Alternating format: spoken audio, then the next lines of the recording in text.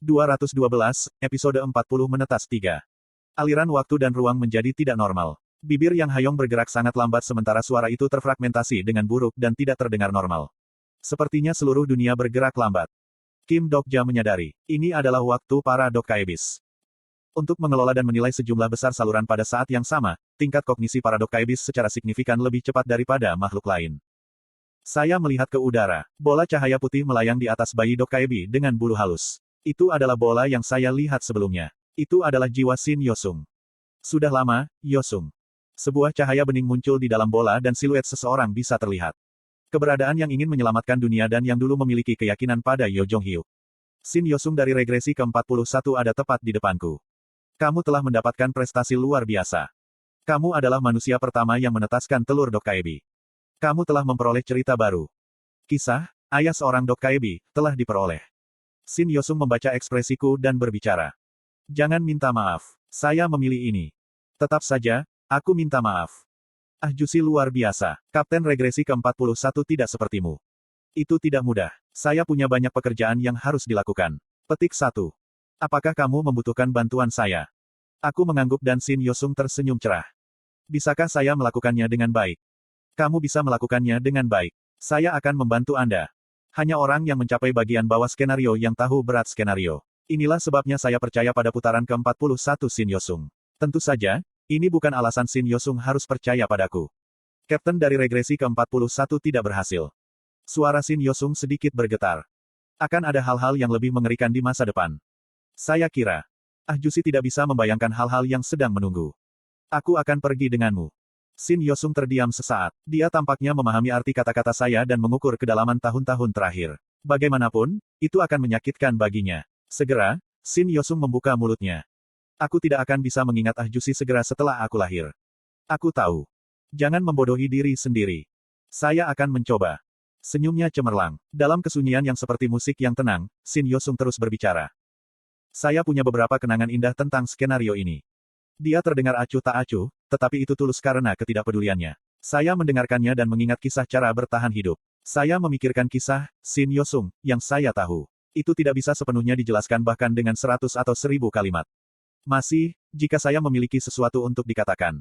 Saya tidak tahu apakah saya punya waktu untuk khawatir tentang ini. Saya mungkin sudah membaca Ways of Survival dan bisa membaca pikirannya dengan Omniscient Reader's Viewpoint tetapi saya tidak mengerti rasa sakit yang dialami Shin Yosung pada putaran ke-41. Kali ini, saya akan berbicara dengan Ah Jusi. Jadi, saya hanya bisa membalasnya dengan satu cara. Terima kasih. Aku menggigit bibirku untuk mencoba dan menyembunyikan hatiku. String cahaya yang cerah naik dan aliran waktu secara bertahap kembali ke keadaan semula. Saluran pertama dari Rilem Iblis ke-73 telah dibuka. Nama saluran, tanda pagar BI 90594. Suara terfragmentasi kembali dan aku bisa mendengar suara Yang Hayong. Apa yang akan kamu beri nama anak itu? Ini yang dia katakan. Saya sangat khawatir karena nama itu. Bayi Dokkaibi menatapku. Aku menatap matanya dan berbicara pelan. Manajer saluran, Bio. Apakah dia tahu itu namanya? Bayi Dokkaibi menjangkau saya. Aku meraih tangan kecil dan halus itu dan rasanya seperti bayi Dokkaibi tersenyum padaku. Shin Yosung menangis. Dia sering menangis setelah melarikan diri dari Seoul Dome. Itu terjadi ketika dia tertidur setelah seharian bekerja atau ketika dia membuka jendela atribut dan menatap dukungan konstelasi. Air mata Shin Yosung mengalir tanpa sadar. Selalu Lee Gil-yong yang berbicara dengan Shin Yosung selama ini. Hei, kenapa kamu menangis lagi? Dokja Hyung menyukai orang dewasa. Petik 2. Mata merah dan bengkak Shin Yosung melintas pada kata-kata itu. Nyah. Hyung akan segera kembali. Apakah kamu tidak melihat? Dia pergi sambil berkata, kita akan bertemu lagi, Lee Gil-yong. Petik 2. Dia tidak pernah mengatakan itu. Dia bilang, tentunya Anda mendengarnya. Petik 1. Lee Gil-yong melihat Lee Ji-ye berdiri di belakang dan matanya menyipit. Apa yang kamu tersenyum?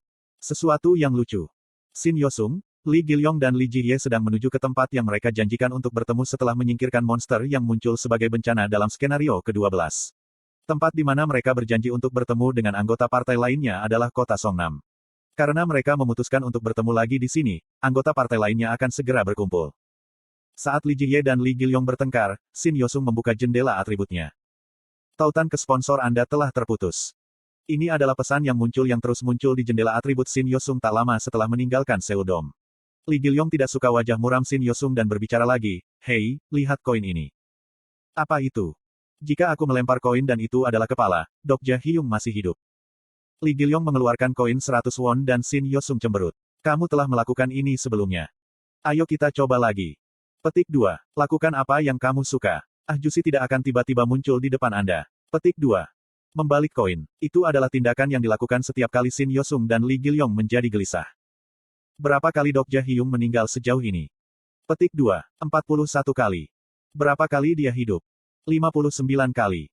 Jika ada kepala muncul, Kim Dok-ja akan kembali hidup. Jika sebuah ekor muncul, Kim Dok-ja sudah mati. Lee Ji-hye mendengar cerita ini dan bertanya, apakah kamu yakin Ah Jusi benar-benar hidup? Lee Gil-yong melemparkan koin ke udara. Pada saat yang hampir bersamaan, 3 pasang mata mengikuti koin. Lee Ji-hye yang skeptis juga fokus pada menonton koin. Ada denting saat koin jatuh ke tanah dan bergerak berputar-putar. 3 orang terengah-engah menatap koin. Kepala, ekor, ekor. Kemudian, kepala. Lihat, apa yang saya katakan. Petik 2. Suara percaya diri Lee Gil-yong terdengar ketika koin berhenti di kepala yang berisi potret Laksamana Yi Sun-sin.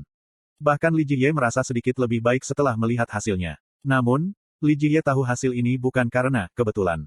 Rasi Bintang, Dewa Perang Maritim, telah menggunakan beberapa kemungkinan. Lee Ji-hye tersenyum pahit. Sponsornya telah kehilangan kekuatan baru-baru ini dan itu karena dia menyia-nyiakan kemungkinannya untuk ini.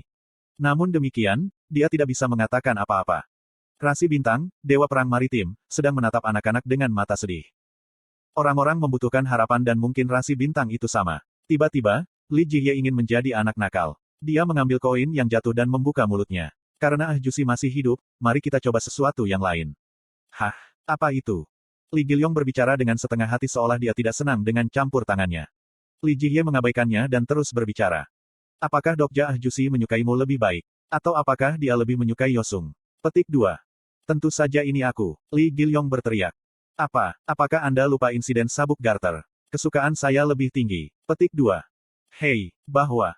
Kemudian suara melengking terdengar dari belakang mereka. Anak sekolah berumur 15 tahun. Pemilik suara itu bukan Shin Yosung, Lee Ji-hye atau Lee Gil-yong. Mereka melihat 2 gadis mendekat di kejauhan. Mereka adalah Han Suyong dan Yo Sangah yang kembali dari pertempuran monster di Gwacheon. Lee Ji-hye mengenali pemilik suara itu. Anak perempuan berusia 15 tahun. Dia mengatakan itu pada naga api hitam dan mengambil skill. Petik 2. Ketika mereka akan mencapai Lee Ji-hye dan anak-anak, seorang wanita lain muncul dari arah Suwon. Dia adalah wanita ramping dengan pedang panjang yang tergantung di pinggangnya. Apa yang kau bicarakan? Adalah hakim kehancuran Jung Hee-won, yang telah bertanggung jawab atas Suwon. Hee-won Uni. Lee Ji-hye bergegas menuju Jung Hee-won dengan gembira. Namun, kondisi Jung Hee-won tidak baik. Armornya rusak parah dan lengan dan pahanya tertutup luka. Itu tidak terpikirkan ketika mempertimbangkan kekuatan Jung Hee-won. Spesies monster itu tidak sekuat itu. Apakah kamu baik-baik saja? Apakah monster yang berbeda muncul? Petik 2. Bukan itu. Ada beberapa masalah dengan stigma saya. Petik 2. Stigma. Jung Hee-won hendak menjelaskan hanya dengan ringan menggelengkan kepalanya. Sebaliknya, dia melihat ke arah Han Suyong. Han Suyong-si, tolong terus bicara. Apa yang Anda katakan? Mungkin itu karena minat Jung Hee-won yang kuat tetapi Han Suyong langsung mulai berbicara tentang apa yang terjadi. Lee Ji-hye mendengarkan cerita itu dan bertanya-tanya. Aku tidak yakin apa yang kamu katakan. Siapa siswi 15 tahun itu? Pandangan orang terfokus pada Han Suyong. Han Suyong berbicara omong kosong singkat sebelum menyatakan dengan suara yang sedikit bersemangat. Kim Dok-ja, dia masih hidup. Bagaimana Anda sampai pada kesimpulan itu? Mengapa? Siapapun yang mendengar alasan Han Suyong akan berpikir itu omong kosong. Pada saat ini, Jung Hee-won menyela. Aku tidak tahu hubungan antara Kim Dok-ja dan siswi 15 tahun, tapi...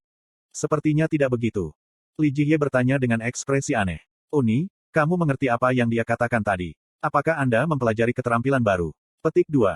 Itu tidak mungkin. Namun, saya pikir Dok-ja-si masih hidup. Petik 2. Anggota partai menelan kata-kata Jung Hee-won. Kim Dok-ja, apakah dia benar-benar hidup? Jung Hee-won mengambil nafas kesakitan dan mulai berbicara. Tiba-tiba aku tidak bisa menggunakan stigma saya. Hah? Apa artinya ini? Apa ketidakmampuan Jung Hee-won untuk menggunakan stigma hubungannya dengan Kim Dok-ja yang selamat? Jung Hee-won segera menjawab pertanyaan mereka. Sponsor saya tiba-tiba menghilang. Sponsor Anda? Jung Hee-won mengangguk dan menatap jendela atributnya. Tautan ke sponsor Anda telah terputus. Itu adalah pertama kalinya dia melihat ini. Berkat ini, dia tidak dapat meminjam kekuatan sponsornya untuk saat ini. Namun, itu bukan satu-satunya pesan. Saya menemukan Kim Dok-ja. Pada saat ini, seseorang tiba di Realm Iblis ke-73. Anda telah tiba di area skenario pribadi ke-16. Skenario ini memiliki batas waktu. Pastikan untuk kembali ke skenario utama dalam waktu yang ditentukan. Saat dia melangkah melewati portal, cakrawala cerita yang suram dan tumpukan fragmen cerita sampah terbuka. Yo Jong-hyuk mengerutkan kening pada pemandangan itu dan bertanya, apakah ini benar-benar tempat yang tepat? Kemudian boneka malaikat kecil yang duduk di bahunya mengangguk. Apakah kamu harus menjawab melalui mainan ini? Konstelasi, Hakim Api Setan Iblis mengatakan itu tidak bisa membantu karena tidak ada saluran di sini.